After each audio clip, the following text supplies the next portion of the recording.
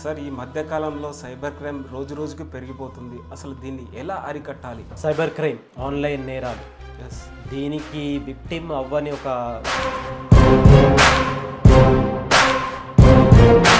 Cyber నేరగాలని ఈ బాధితులని ఎలా పట్టుకుంటారు సార్? ఇప్పుడు అదే అండి ప్రాబ్లం. ఇప్పుడు సైబర్ క్రైమ్ని మనము 3 ఏరియాస్గా డివైడ్ చేయండి బేసిక్గా. ఏంటి అంటే ఒకటేమో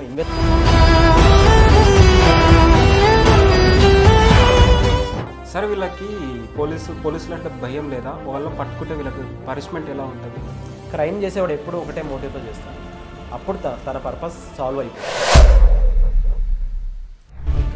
సార్ సైబర్ క్రైమ్స్ అంటే విలేజ్లలో రైతులను కావచ్చు, విలేజ్లలో ఉన్న పీపుల్స్ని కూడా టార్గెట్ చేస్తున్నారు.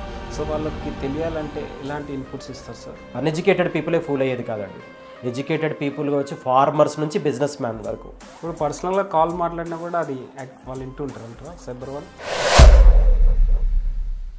Welcome to our channel. Doctor Rehman Mohammed, social media activist అని చెప్పుకోవచ్చు. సో ఎన్నో టాపిక్స్ గురించి మనం డిస్కషన్ చేస్తాం. సో ఇవాళ టాపిక్ ఏంటంటే sir cyber crime. So cyber క్రైమ్ని ఎలా అరికట్టాలో, దీని నుంచి ఎలా కాపాడుకోవాలని అయితే డిస్కషన్ చేద్దామా? ఇంకెందుకు ఆలస్యం? సో నమస్కారం సార్. నమస్కారం అండి. సార్ ఈ మధ్యకాలంలో సైబర్ క్రైమ్ రోజు రోజుకి పెరిగిపోతుంది. అసలు దీన్ని ఎలా అరికట్టాలి అంటే ఏం చెప్తారు సార్? సైబర్ క్రైమ్ ఆన్లైన్ నేరాలు ఎస్ దీనికి విక్టిమ్ అవ్వని ఒక సొసైటీలో ఒక్క కేటగిరీ అని చెప్పలేమండి. చదువుకున్న వాళ్ళు, చాలా సెటిల్ అయిన వాళ్ళు, మంచి మంచి ఉద్యోగాలు చేసేవాళ్ళతో మళ్ళీ youth, all age group people almost. అంటే చాలా రేర్ ఇది యాక్చువల్గా. ఏదన్నా ఒక క్రైమ్కి ఎవరు విక్టిమ్ అవుతారు అంటే ఒక పర్టికులర్ ఏజ్ గ్రూప్ వాళ్ళు, పర్టికులర్ లొకాలిటీ వాళ్ళు, లేకపోతే నాలెడ్జ్ లేని వాళ్ళు అనొచ్చు. కానీ ఆల్మోస్ట్ సిమిలర్గా అందరూ ఎఫెక్ట్ అవుతున్నారు అంటే అది cyber fraud. Okay, to start with మీకు ఒక ఫ్యాక్ట్ చెప్తాను. 2024 లాస్ట్ ఇయర్ ఎండింగ్ కల్లా ఆంధ్రప్రదేశ్, తెలంగాణ 2 స్టేట్స్, మన తెలుగు స్టేట్స్లో ఎగ్జాంపుల్స్ చెప్తే 2 స్టేట్స్లో రిజిస్టర్ అయిన సైబర్ కంప్లైంట్స్ ఎన్నో ఐడియా ఉండొచ్చా మీకు? దాదాపు 2,80,000 రిజిస్టర్డ్ కంప్లైంట్స్. అంటే రిజిస్టర్ చేయని వాళ్ళు మొహమాటంతోటో, బాధతోటో, పరుగు పోతుందనో ఇంకా చాలామంది ఉంటారు. రిజిస్టర్ అయిన కంప్లైంట్సే దాదాపు 3 లక్షల కంప్లైంట్స్. సో ఇది ఆల్మోస్ట్ ఒక హై అలారం ఇచ్చి సొసైటీ చాలా అవేర్నెస్ ఇప్పుడు చాలా చేస్తున్నారు. డిపార్ట్మెంట్స్ కానీ, ఎడ్యుకేటర్స్ కానీ, ఎన్జిఓస్ కానీ చేస్తున్నారు. కానీ సరిపోవట్లేదు. సో ఎందుకు అంటే టెక్నాలజీ ఎంత పెరిగిపోతుందో, రైట్, మొబైల్ ఫోన్ యూసేజ్ ఎంత పెరిగిపోతుందో, దీని సైబర్ క్రైమ్ కూడా అంతే స్పీడ్గా పెరిగిపోతుంది అన్నమాట. సైబర్ నేరగాలని ఈ బాధితులని ఎలా పట్టుకుంటారు సార్? ఇప్పుడు అదే అండి ప్రాబ్లం. ఇప్పుడు సైబర్ క్రైమ్ని మనము 3 ఏరియాస్గా డివైడ్ చేయండి బేసిక్గా. ఏంటి అంటే ఒకటేమో ఇన్వెస్ట్మెంట్ ఫ్రాడ్స్ అంటారు. ఇన్వెస్ట్మెంట్ ఫ్రాడ్స్ అంటే ఏంటి? నువ్వు దీంట్లో ఇంత డబ్బులు పెడితే నీకు ఇంత వస్తుంది, నువ్వు ఏమీ వర్క్ చేయాల్సిన అవసరం లేదు, చేయాల్సిందంతా నీవు ఇది ఎలా స్టార్ట్ చేస్తారు? ఒక వాట్సాప్ గ్రూప్ ఫామ్ చేయడము, మీకు ఒక లింక్ పంపించేయడము. సో ఫస్ట్ ఎస్టాబ్లిష్ చేస్తారు, ఎస్ ఈ బిజినెస్ ఉంది, ఈ బిజినెస్లో వీళ్ళకి డబ్బులు వస్తున్నాయి. అలా బిలీవ్ చేయడానికి స్టార్టింగ్లో ఇస్తారు కూడా. కానీ వాళ్ళ వేరే బోర్డ్స్ ఏంటి, వాళ్ళ సంస్థ ఏంటి, వాళ్ళు ఎక్కడి నుంచి వచ్చారో వీళ్ళు పోయి తెలుసుకోరు ఎందుకో. అండ్ వాళ్ళు చాలా ప్రాపర్ సిండికేట్తో ఉంటుంది. ఇది చాలా ప్రాపర్ సిండికేట్తో ఉంటుంది, రైట్. సో స్టార్ట్ అయ్యాక 1, 2, 3 మంత్స్ తర్వాత వాళ్ళు డిసపియర్ అయిపోతారు. సో ఇదొక ఇన్వెస్ట్మెంట్ ఫ్రాడ్. సెకండ్ వచ్చేసి లోన్ యాప్స్. పొద్దున్న లేస్తే ఈ లోన్ యాప్స్ అనేది ఒక వైరస్ అండి. ఎప్పుడైతే వాడు అవతల వాడికి ఇమ్మీడియట్ మనీ కావాలి, వీడు అది లేకపోతే ఏమీ చేయలేడు అనే స్టేజ్లో వాడికి ఇస్తారు. అండ్ అన్బిలీవబుల్ ఏంటంటే 5,000, 10,000, 20,000 రూపీస్కి లోన్ యాప్స్లో వాళ్ళకి ఇచ్చి ఆల్మోస్ట్ మళ్ళీ 20,000కి దాదాపు 1-2-3 డేస్లో దానికి ఒక 10,000 యాడ్ చేసి, రైట్, దాన్ని తీసుకొని మళ్ళీ హెరాస్మెంట్. ఏంటి, నువ్వు ఎప్పుడైతే లోన్ యాప్ ఒక అన్వెరిఫైడ్ లోన్ యాప్ తీసుకుంటావో నీ మొబైల్ యాక్సెస్ మొత్తం వాడికి ఇస్తున్నట్టు, రైట్. కానీ అప్పుడున్న ప్యానిక్నెస్లో వాడికి ఆ వర్క్ అవ్వాలి అంతే. అలాంటి వాళ్ళని పట్టుకుంటారు వీళ్ళు. అది తీసుకున్నప్పుడు వాడి డేటా మొత్తం వాడు యాక్సెస్ తీసేసుకుంటాడు. తీసుకొని ఎలాంటి హెరాస్మెంట్ అంటే యూ కాంట్ ఈవెన్ ఇమాజిన్. అంత హ్యూమానిటీ ఇంత వర్స్ట్గా ఉంటుందని గ్యాలరీ అంతా వెళ్ళిపోతుంది. ఆ ఫొటోస్ని అంతా మార్ఫ్ చేసి నీ కాంటాక్ట్స్ అందరికీ పంపిస్తూ ఉంటారు. సో అలాంటి సిచ్యువేషన్లో ప్యానిక్ అయిపోయి మనిషి మళ్ళీ వాడు ఎంత డబ్బు ఇస్తే అంత ఇవ్వడం, దీనికి ఎండే లేదు. ఇది ఒకటి. And one more thing is privacy. ఇన్స్టాలో, ఫేస్బుక్లో ఎవరో ఒక బాట్ లాగా పరిచయం అయిపోయి ఐదర్ ఫ్రెండ్షిప్ పేరు మీద, లవ్ పేరు మీద, కంపానియన్షిప్ పేరు మీద, ఎస్ వాళ్ళ ట్రస్ట్ గెలుచుకోవడము, వాళ్ళని ఎమోషనల్గా బ్లాక్మెయిల్ చేయడము, లాస్ట్కి వాళ్ళ నుంచి మళ్ళీ మనీ ఎక్స్టార్షన్ చేయడం. ఇన్ని కేటగిరీస్ ఉన్నాయి. వీటన్నిటికీ ఏంటి మీరు అరికట్టాలి అంటున్నారు. ప్రాబ్లం ఏంటంటే మనకు okay IPC Indian penal code ఉంది, చాలా వందల సెక్షన్స్ ఉన్నాయి, అన్నిటికీ క్లియర్ గైడ్లైన్స్ ఉన్నాయి. కాన్స్టిట్యూషన్ నుంచి మనకు నేర్చుకొని మనం ఫామ్ చేసుకున్నాం. మనిషి ఇలాంటి కంట్రీ ఇండిపెండెంట్ అయింది, కంట్రీకి కాన్స్టిట్యూషన్ కావాలి, కంట్రీకి లా కావాలి అని చెప్పేసి ఎక్సలెంట్ కాన్స్టిట్యూషన్ తోటి ఎక్సలెంట్ లా ఉంది. మనిషి ఇలాంటి క్రైమ్స్ చేస్తారు కాబట్టి. బట్ సైబర్ క్రైమ్ అంటే ఏంటి? ఇంటర్నెట్ ద్వారా, ఇంటర్నెట్ని టూల్గా యూజ్ చేసుకునే క్రైమ్. ఇంటర్నెట్ ఎమర్జ్ అయిందే లేట్ 2000s. సో దానికి ఐటీఏ, ఇన్ఫర్మేషన్ టెక్నాలజీ యాక్ట్ అని ఉంది, 2000లో ఫామ్ చేశారు. 2008లో దాన్ని టెక్నాలజీ చాలా ర్యాపిడ్గా చేంజ్ అవుతుంది కదా అని దానికి అమెండ్మెంట్స్ చేశారు. కానీ ఏఐ వచ్చేస్తుంది, ఏఐ టూల్స్ వచ్చేస్తాయి, డీప్ సీక్ వచ్చేస్తుంది, రైట్? ఈ ఫేక్ లైక్ ఒక మనిషిని ఎగ్జాక్ట్గా సేమ్ మార్ఫ్ చేయగలుగుతారు. అతని ఇంటర్వ్యూ వేరే వాళ్ళు, అతని స్టేట్మెంట్ వేరే వాళ్ళు, ఎవరు ఊహించారు కదా. సో దానికే సైబర్ లా అనేది కూడా కొంచెం వల్నరబులే. దీన్ని మనం వాళ్ళ పోలీసుని బ్లేమ్ చేయలేం, they are working day and night. But ఎప్పుడైతే ఒక లా అనేది ఎస్టాబ్లిష్ చేసి స్ట్రాంగ్గా ఉండదో క్రిమినల్కి ఆబ్వియస్లీ భయం కూడా తక్కువ ఉంటుంది. అదే జరుగుతుంది. సరే, వీళ్ళకి పోలీసులు అంటే భయం లేదా? వాళ్ళ పట్టుకుంటే వీళ్ళకి పనిష్మెంట్ ఎలా ఉంటుంది? క్రైమ్ చేసేవాడు ఎప్పుడు ఒకటే మోటివ్తో చేస్తాడు. అప్పుడు తన పర్పస్ సాల్వ్ అయిపోవాలి. నా పర్పస్ ఎప్పుడు సాల్వ్ అయిపోవాలి అనేవాడే క్రైమ్ చేస్తాడు. వాడికి ఫ్యూచర్ గురించి ఆర్ నా పరువు గురించి, కాన్సిక్వెన్సెస్ గురించి ఒకవేళ నిజంగా స్పృహ ఉంటే, కామన్ సెన్స్ ఉంటే, భయం ఉంటే క్రైమే చేయడు. సో పోలీసులు అంటే భయము ఆర్ ఏం జరుగుతుంది అనేది తర్వాత విషయం. తర్వాత నాకు వీడిని చీట్ చేయాలి, మనీ రావాలి, ఇదే బిజినెస్ లా ట్రీట్ చేస్తున్నారు.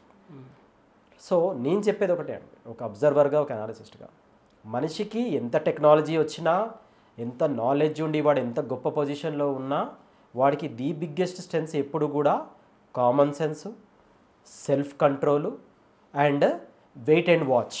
అంటే ఇమ్మీడియట్ యాక్షన్ తీసుకోకుండా, ఇమ్మీడియట్ డెసిషన్స్ తీసుకోకుండా కొంచెం వెయిట్ అండ్ వాచ్, ఈ సెల్ఫ్ కంట్రోల్, ఈ స్కిల్సే ఎప్పుడు వాడిని కాపాడతాయి. సైబర్ విక్టిమ్స్ అయ్యే వాళ్ళందరిలో first common quality lack of common sense ఉండొచ్చు. ల్యాక్ ఆఫ్ కామన్ సెన్స్ ఎందుకు అంటున్నాను అంటే, కష్టపడుకుంటే డబ్బులు నాకు ఎలా వచ్చేస్తాయి, ఒక సెల్ఫ్ క్వశ్చన్. సడన్గా ఒక స్ట్రేంజర్ని ఇంత ఎందుకు నమ్మాలి, ఒక సెల్ఫ్ క్వశ్చన్, రైట్? సడన్గా ఇంతమందికి లేని అదృష్టం నా ఒక్కడికే ఎందుకు వస్తుంది, ఇలాంటి కామన్ క్వశ్చన్స్ని మనం అడుక్కోవాలి. అప్పుడు ఆబ్వియస్లీ ఒక స్టెప్ బ్యాక్ వేస్తాం. Second, self control. Greed, Dzire, బాగా ఎంజాయ్ చేయాలి, ప్రతి ఒక్కరికి ఉంటుందండి, ప్రతి ఒక్కరికి ఉంటుంది, అది హ్యూమన్ క్వాలిటీ. కానీ దానికి నీకున్న ఒరిజినల్ రిసోర్సెస్ సరిపోతే చేయి. కానీ నీ జేబులో ఉన్న డబ్బులతో నువ్వు ఎంజాయ్ చేయి, కానీ నీ జేబులో ఉన్న డబ్బులతో నువ్వు పార్టీ చేయి, కానీ నీకున్న యాక్చువల్ డబ్బులు ఖర్చు చేసి మళ్ళీ పార్టీ చేసుకోవడానికి అప్పు, అవుటింగ్ చేయడానికి అప్పు. వీళ్ళ ఈ లోన్ యాప్ విక్టిమ్స్ అంతా 18 to 23 ఏజ్ గ్రూప్ ఎక్కువ ఉన్నారు. బెట్టింగ్ చేయడానికి అప్పు, బెట్టింగే డేంజర్ అంటే దాన్ని చేయడానికి అప్పు, మళ్ళీ అప్పు తీర్చడానికి మళ్ళీ అప్పు. సో ఇలా ఐడెంటిఫై చేస్తున్నారు వాళ్ళు, ఏజ్ గ్రూప్తో ఐడెంటిఫై చేస్తున్నారు. సో సొల్యూషన్ సైబర్ లానా, పోలీసులా, ఇవన్నీ వాళ్ళు చేస్తూనే ఉంటారు. చెప్పే కదా, టెక్నాలజీ ఎంత ఫాస్ట్గా అప్డేట్ అయిపోతుందంటే దానికి లా ఎస్టాబ్లిష్ చేయడానికి టైం పడుతుంది.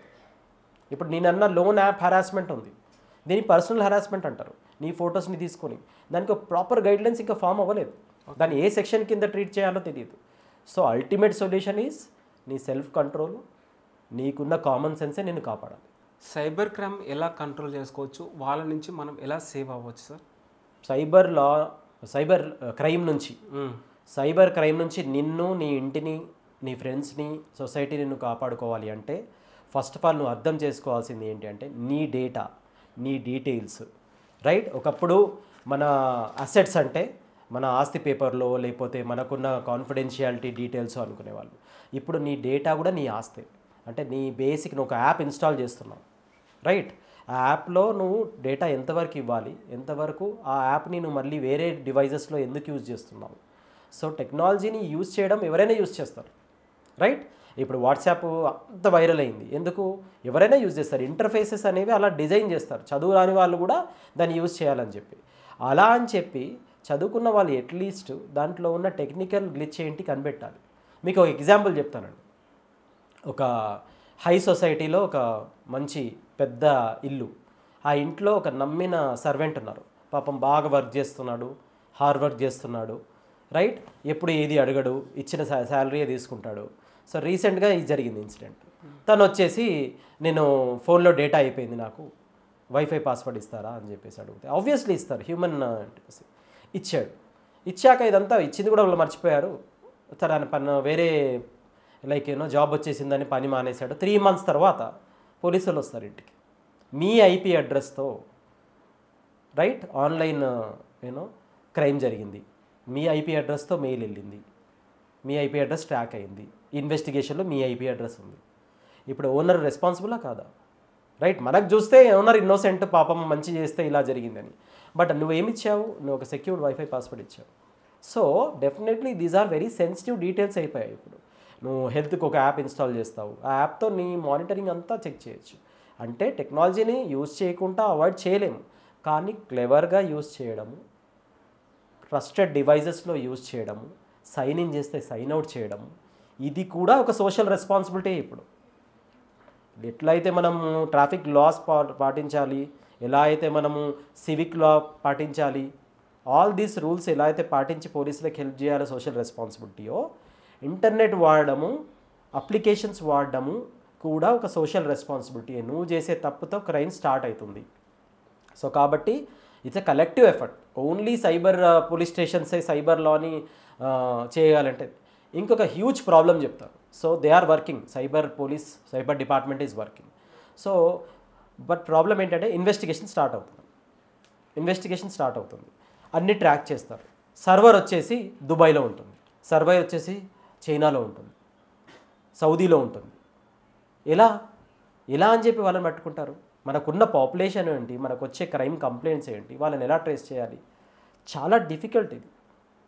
అండ్ బిగ్గెస్ట్ ప్రాబ్లం ఏంటంటే ఇక్కడ అడ్రస్ చేయాల్సింది ఏంటంటే cyber crime is money loss తోటి ఎండ్ అవ్వట్లేదు. సైబర్ క్రైమ్ అనేది ప్రాపర్టీ లాస్ తోటి లేకపోతే అప్పుడున్న డ్యామేజ్ కాదు. దాని తర్వాత ఆ విక్టిమ్స్ దాన్ని హ్యూమిలియేషన్ తట్టుకోలేక, బయటికి రాలేక, నర్వస్ అయిపోయి, డిప్రెస్ అయిపోయి, దాన్ని ఆల్మోస్ట్ వీక్ మైండ్ సెట్ ఉండి ఆ టైంలో తనకి కరెక్ట్ మోటివేటరో కరెక్ట్ మోరల్ సపోర్టో తెలియకుంటే they are ending up losing their life, suicide చేసుకొని చనిపోతున్నారు. చెప్పా కదా, మొహమాటం ఉండి, భయం ఉండి, చాలా రిజర్వ్డ్గా ఉండే వాళ్ళు కొందరు ఉంటారు. ఇలా నేను చీట్ అయిపోయానని చెప్పడానికి కూడా భయపడే వాళ్ళు ఉంటారు. సో అలా వాళ్ళైతే they are losing their lives almost. So cyber crimes solve చేయడం అనేది society responsibility. Okay sir, cyber crimes అంటే విలేజ్లలో రైతులను కావచ్చు, విలేజ్లలో ఉన్న పీపుల్స్ని కూడా టార్గెట్ చేస్తున్నారు. సో వాళ్ళకి తెలియాలంటే ఎలాంటి ఇన్పుట్స్ ఇస్తారు సార్? అదే అండి, ఇది ఎడ్యుకేటెడ్ పీపులే ఫూల్ అయ్యేది కాదు, అన్ఎడ్యుకేటెడ్ పీపులే ఫూల్ అయ్యేది కాదండి. ఇది ఎడ్యుకేటెడ్ పీపుల్ కావచ్చు, ఫార్మర్స్ నుంచి బిజినెస్ మ్యాన్ వరకు. సో ఏమవుతుందంటే మైండ్ సెట్ మీద కొడతారండి. మన మైండ్ సెట్ ఎలా అంటే మనం ఫోన్ పొద్దాక స్వైప్ చేస్తున్నప్పుడు ఏదో ఒక క్లిక్ మనం చూసుకోకుండా చేస్తాం, right? So most common thing అని వాళ్ళు చీట్ చేసేది ఓటీపీ షేరింగ్. ఓటీపీ షేరింగ్ అనేది మీకే చెప్పా కదా, కామన్ సెన్స్. మన ఓటీపీ ఎందుకు వచ్చి ఉంటుంది? మనం ఏమైనా అప్లై చేసామా? రైట్, మనం ఏదన్నా వెయిట్ చేస్తున్నాం, ఎవరికోసమైనా కొరియర్ కోసం వెయిట్ చేస్తున్నాము.